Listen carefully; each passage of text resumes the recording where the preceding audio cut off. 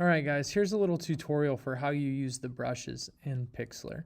So if you select the brush and you're on your canvas, you can customize how they look.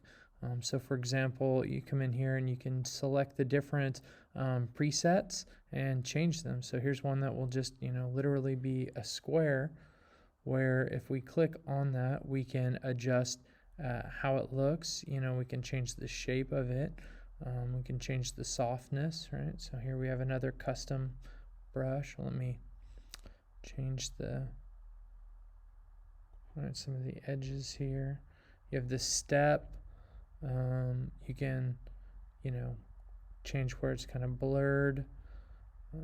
All of those different things. The opacity, you can give it a hard tip or not. So there's the soft edges, right? So, which is why on the other one, let's say, change this, make it softer, should now kind of give me that look.